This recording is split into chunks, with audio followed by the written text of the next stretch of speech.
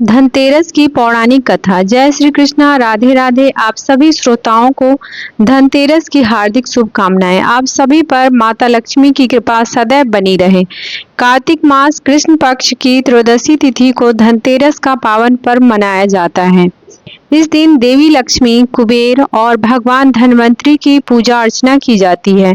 धन त्रयोदशी को धनतेरस या धन त्रयोदशी के नाम से भी जाना जाता है, क्योंकि इसी दिन आयुर्वेद के भगवान धन्वंतरी जी का आविर्भाव हुआ था। इसीलिए इस दिन को स्वास्थ्य, आरोग्य और सुखकारी के लिए भी अत्यंत महत्वपूर्ण माना गया है। इस दिन भगवान धन्वंतरी की पूजा आराधना करनी चाहिए। आज मैं आपको धनतेरस की पौराणिक कथाएं सुनाने जा रही हूँ। इसमें 3 कथाएं प्रमुख है, जो अलग अलग रूप और आशीर्वाद को प्रदान करती है। ऐसा माना जाता है कि इस दिन भगवान धन्वंतरी समुद्र मंथन के समय अमृत कलश लेकर प्रकट हुए थे। इसीलिए धनतेरस के दिन बर्तन खरीदने की परंपरा होती है। पूजा करने से आरोग्य सुख की प्राप्ति होती है। धन्वंतरी भगवान विष्णु भगवान के अंशावतार माने जाते हैं और संसार में चिकित्सा विज्ञान के विस्तार और प्रसार के लिए ही भगवान विष्णु का अवतार हुआ था। इस दिन भगवान धन्वंतरी की अपार कृपा होती है और जीवन में कभी भी धन की कमी का सामना नहीं करना पड़ता है। माना जाता है कि इस दिन पूजा के दौरान धनतेरस की कथा को पढ़ने या सुनने से शुभ फल की प्राप्ति होती है। जीवन के सभी दुख दर्द दूर हो जाते हैं और सुख की कामना करने वाले भक्तगण कमेंट में जय माता लक्ष्मी लिखते हुए वीडियो को लाइक करके कथा का रसपान करें। तो सबसे पहले आप सुनेंगे धन प्रदान करने वाली माता लक्ष्मी की कथा। पौराणिक कथा के अनुसार एक बार भगवान विष्णु ने अपने धाम से निकलकर धरती लोक पर जाने का विचार किया और जब उन्होंने इसकी तैयारी की तो माता लक्ष्मी उनसे कहने लगी, हे स्वामी, आप कहाँ जा रहे हैं? तब भगवान विष्णु ने कहा, हे देवी लक्ष्मी, हम धरती लोक पर भ्रमण करने जा रहे हैं। भगवान विष्णु की बात सुनने के बाद माता लक्ष्मी ने भगवान विष्णु को भी उन्हें साथ ले जाने के लिए कहा। माता लक्ष्मी की बात सुनने के बाद भगवान विष्णु बोले, हे देवी लक्ष्मी, तुम मेरे साथ चल सकती हो, तो लेकिन एक शर्त है कि तुम धरती पर पहुंचकर दक्षिण दिशा की तरफ नहीं देखोगी। माता लक्ष्मी ने शर्त मान ली और जैसे ही माता लक्ष्मी और भगवान विष्णु धरती लोक पर पहुंचे तो सूर्य देव उदित हो रहे थे। रात्रि में बहुत तेज बारिश हुई थी। इसकी वजह से आसपास का वातावरण हरियाली की वजह से बड़ा ही मनोरम हो गया था।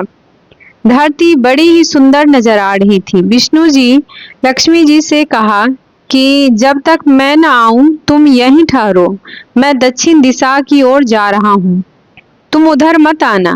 भगवान श्री हरि विष्णु जी के जाने के बाद लक्ष्मी जी के मन में कौतूहल जागा कि आखिर दक्षिण दिशा में ऐसा क्या रहस्य है जो मुझे मना किया गया है, और भगवान स्वयं चले गए। लक्ष्मी जी से रहा ना गया और जैसे ही भगवान आगे बढ़े लक्ष्मी जी भी पीछे पीछे चल पड़ी।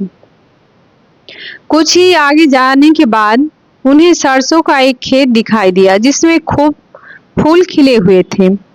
सरसों की मनोरम शोभा देखकर वह मंत्रमुग्ध हो गई और सरसों के कुछ फूल तोड़कर अपना श्रृंगार करने के बाद आगे बढ़ी। आगे जाने पर एक गन्ने के खेत से लक्ष्मी जी ने गन्ने तोड़कर रस चूसने लगी। उधर श्री हरि विष्णु जी आया और यह देखकर लक्ष्मी जी से कहा, हे देवी लक्ष्मी, मैंने तुम्हें इधर आने को मना किया था पर तुम ना मानी और किसान की चोरी का अपराध कर बैठी। अब तुम इस अपराध के प्रायश्चित में इस किसान की 12 वर्ष तक सेवा करो और समय आने पर मैं स्वयं तुम्हें लेने के लिए आऊंगा। ऐसा कहकर भगवान उन्हें धरती पर छोड़कर क्षीर सागर चले गए। तब माता लक्ष्मी जी उस गरीब किसान के घर काम मांगने गई और एक साधारण स्त्री के रूप में किसान की चाकरी करते हुए उसके घर रहने लगी। एक दिन देवी लक्ष्मी जी ने उस किसान की पत्नी से कहा कि तुम स्नान कर पहले मेरे द्वारा बनाई गई देवी लक्ष्मी का पूजन करो, तत्पश्चात रसोई बनाना। तुम तुम जो मांगोगी तुम्हें वही मिलेगा। माता लक्ष्मी ने जैसा कहा था किसान की पत्नी ने वैसा ही किया। पूजा के प्रभाव और लक्ष्मी जी की कृपा से किसान का घर दूसरे दिन अन्न, धन, रत्न, स्वर्ण आदि से भर गया। लक्ष्मी जी ने किसान को धन्य धान्य से परिपूर्ण कर दिया। किसान के 12 वर्ष बड़े आनंद पूर्वक व्यतीत हो गए। फिर 12 वर्ष के बाद लक्ष्मी जी जाने के लिए तैयार हुई और भगवान श्री हरि विष्णु जी लक्ष्मी जी को लेने के लिए आए। फिर क्या था, किसान ने उन्हें भेजने से इनकार कर दिया। तब भगवान ने किसान से कहा कि इन्हें कौन जाने देता है, यह तो चंचला है, कहीं नहीं ठहरती। इनको बड़े बड़े लोग नहीं रोक सके। इनको मेरा शाप था, इसीलिए 12 वर्ष से तुम्हारी सेवा कर रही थी। तुम्हारे 12 वर्ष सेवा का समय पूरा हो चुका है। किसान हठ पूर्वक बोला कि नहीं, अब मैं लक्ष्मी जी को नहीं जाने दूंगा। तब लक्ष्मी जी ने कहा कि हे किसान, तुम मुझे रोकना चाहते हो तो जो मैं कह रही हूँ वैसा करो। कल कार्तिक मास कृष्ण पक्ष की त्रयोदशी तिथि है। तुम कल घर को लीप पोत कर स्वच्छ करना। रात्रि में घी का दीपक जलाकर रखना।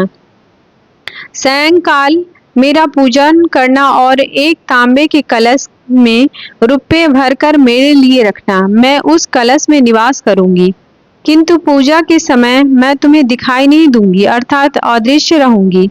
इस एक दिन की पूजा से वर्ष भर में मैं तुम्हारे घर से नहीं जाऊंगी। यह कहकर वह दीपकों के प्रकाश के साथ 10 दिशाओं में फैल गई। अगले दिन किसान ने लक्ष्मी जी के कथनानुसार पूजा किया और उसका धन धान्य से परिपूर्ण हो गया घर। उसी समय से हर वर्ष 13 के दिन लक्ष्मी जी की पूजा की जाती है और उनसे सदा के लिए अपने घर में निवास करने की प्रार्थना की जाती है। प्रेम से बोलिए लक्ष्मी माता की जय। प्रिय श्रोताओं, अब आइए श्रवण करते हैं धनतेरस के दिन सुनी जाने वाली यमदेव की कथा। इस कथा को श्रवण करने से अकाल मृत्यु नहीं होती है और घर में धन्य धान्य की कमी नहीं पड़ती है। पौराणिक कथा के अनुसार एक बार यमराज ने यमदूतों से पूछा कि तुम लोग अनंत काल से प्राणियों के शरीर से प्राण का हरण कर निष्प्राण करने का दुखदायी कार्य कर रहे हो। प्राणियों को मृत्यु की गोद में सुलाते समय क्या तुम्हारे मन में कभी दया का भाव नहीं आता? यदि कभी ऐसा हुआ है तो मुझसे कहो। आज मैं तुम्हारी पीड़ा सुनने को उत्सुक हूँ। लेकिन दूत यम देवता के भय से बार बार यही कहते रहे कि स्वामी, हम तो अपना कर्तव्य निभाते हैं, आपकी आज्ञा का पालन करते हैं। तब यम देवता समझ गए कि दूत ये बातें किसी दंड के भय से या कर्तव्य विमुख घोषित कर दिए जाने के भय से कह रहे हैं। तब उन्होंने यमदूतों के साथ प्रेम पूर्वक बात करके उनके मन में व्याप्त भय को दूर किया और पुनः वही प्रश्न किया। यमदेव के प्रेम पूर्वक बात करने पर दूतों ने एक घटना का जिक्र किया। उन्होंने कहा कि हे यम देवता, एक बार राजा हेम के पुत्र का प्राण लेते समय उसकी नवविवाहिता पत्नी की करुण विलाप सुनकर हमारा हृदय भी पसीज गया था।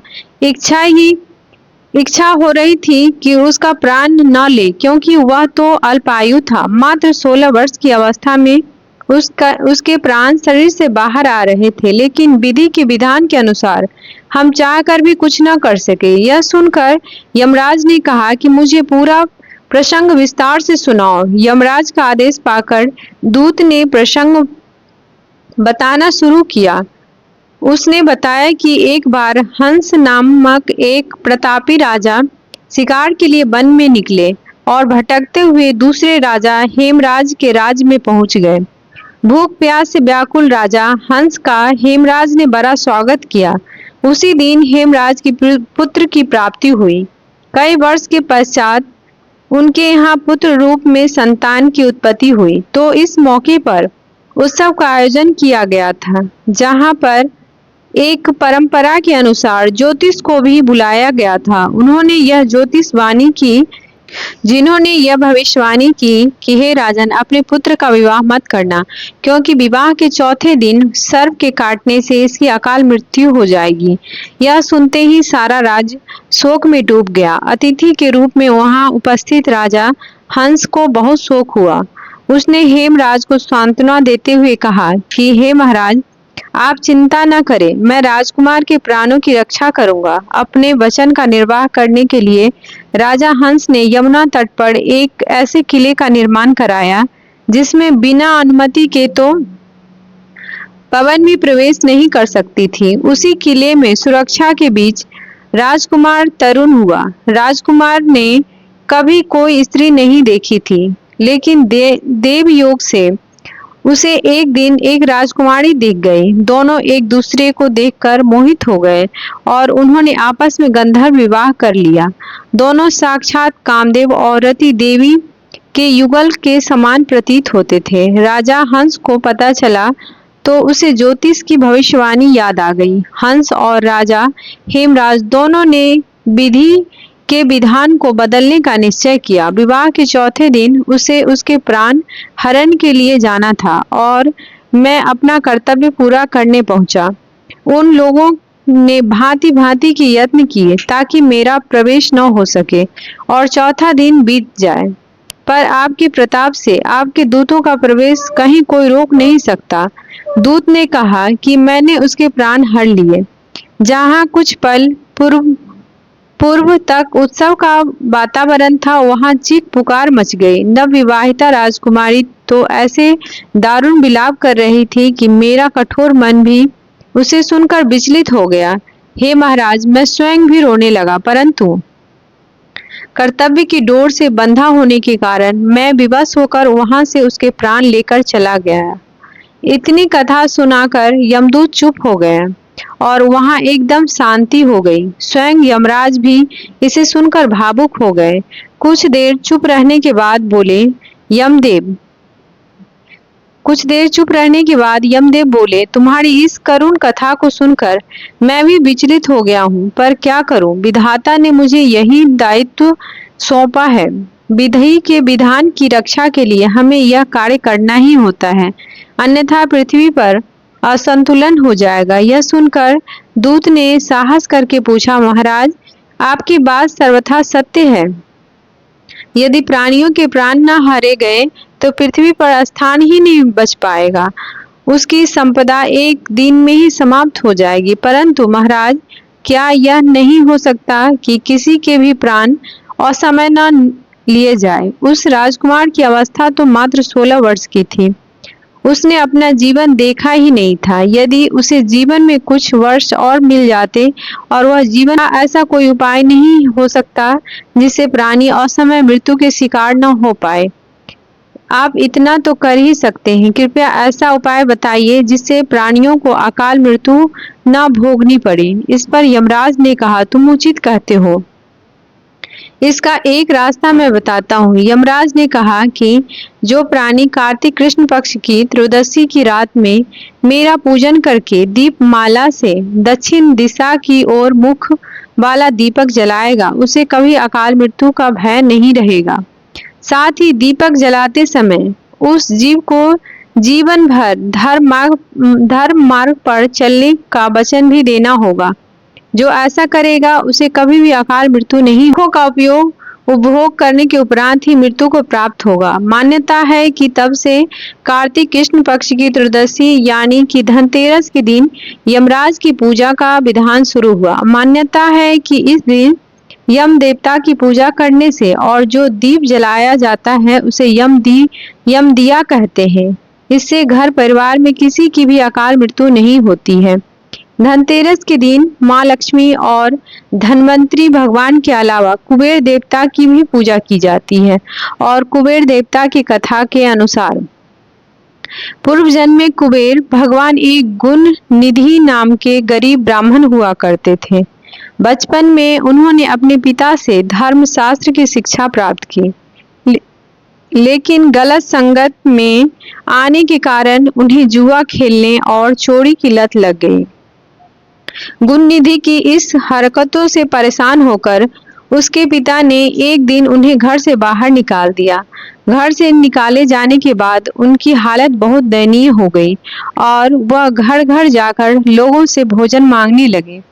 एक दिन की बात है, गुणनिधि भोजन की तलाश में गांव-गांव भटक रहे थे, लेकिन उस दिन उन्हें किसी ने भोजन नहीं दिया। उसके बाद गुणनिधि भूख और प्यास से व्याकुल हो गए। भूख और प्यास के कारण गुणनिधि भटकते भटकते जंगल की ओर निकल पड़े। जंगल में पहुंचने पर उन्हें कुछ ब्राह्मण भोग की सामग्री ले जाते हुए दिखाई दिए। भोग की सामग्री को देखकर गुणनिधि की भूख और ज्यादा बढ़ गई और खाने के लालच में वह ब्राह्मणों के पीछे पीछे चल दिए। ब्राह्मणों का पीछा करते करते गुणनिधि एक शिवालय में अर्थात शिव जी के मंदिर में आ पहुंचे, जहां उन्होंने देखा कि ब्राह्मण भगवान शिव जी की पूजा कर रहे थे और भगवान शिव को भोग अर्पित कर रहे थे। इस प्रकार से ब्राह्मण भोग अर्पित करने के बाद भजन कीर्तन में मग्न हो गए। गुणनिधि मंदिर में जाकर भोजन चुराने की ताक में बैठ गए। उन्हें भोजन चुराने का मौका रात में तब मिला जब भजन कीर्तन समाप्त कर सभी ब्राह्मण सो गए।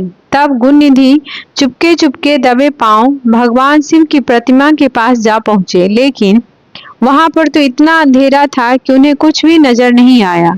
इसीलिए उन्होंने एक दीपक जलाया, लेकिन वह दीपक हवा के कारण बुझ गया और यह क्रम बार बार चलता रहा।